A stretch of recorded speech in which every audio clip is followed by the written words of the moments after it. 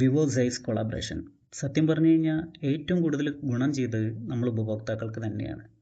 Optical lens മേക്കിങ്ങിൽ number 1 തന്നെ പറയാൻ പറ്റിയൊരു കമ്പനിയാണ് സൈസ്. അവരുണ്ടാക്കുന്ന ഹൈ ക്വാളിറ്റി സിനിമാറ്റിക് ലെൻസുകളാണ്. അപ്പോൾ അത്തരത്തിലുള്ളൊരു കമ്പനി ഒരു മൊബൈൽ ഫോൺ കമ്പനിയായിട്ട് കൊളാബ് ചെയ്യുന്നു. പിന്നുണ്ടായത് ചരിത്രം. കാരണം ഇന്നിപ്പോൾ സത്യം പറഞ്ഞു കഴിഞ്ഞാൽ സാംസങ്ങിനെയും ഐഫോണിനെയും വരെ കട്ട കോമ്പറ്റീഷൻ കൊടുക്കാൻ പറ്റിയ ഫോണുകളാണ് ഇപ്പോൾ വിവോ ഇറക്കുന്നത്. അവരുടെ സൈസിനായിട്ടുള്ള കൊളാബറേഷനിൽ ഉണ്ടായിട്ടുള്ള ബൂസ്റ്റ് ചില്ലറയൊന്നുമില്ല.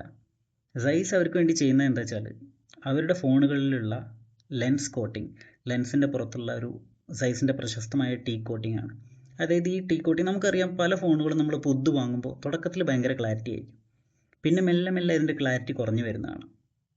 അപ്പോൾ ആ ഒരു സംഭവം വിവോൻ്റെ ഫോണുകളിൽ ഉണ്ടാവില്ല, സൈസിനായിട്ട് കൊളാബ് ചെയ്തിട്ടുള്ള ഫോണുകൾ ഉണ്ടാവില്ല. കാരണം സൈസിൻ്റെ ഒരു ടീ കോട്ടിങ് ആ ലെൻസിൻ്റെ മീതെ ചെയ്യുന്നുണ്ട്.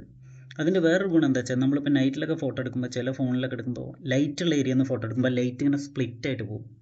ആ ഒരു സംഭവമൊന്നും വിവോൻ്റെ ഫോണുകളിൽ വളരെ കുറവായിരിക്കും, കാരണം ഈ ടീ കോട്ടിംഗ് ആണ്.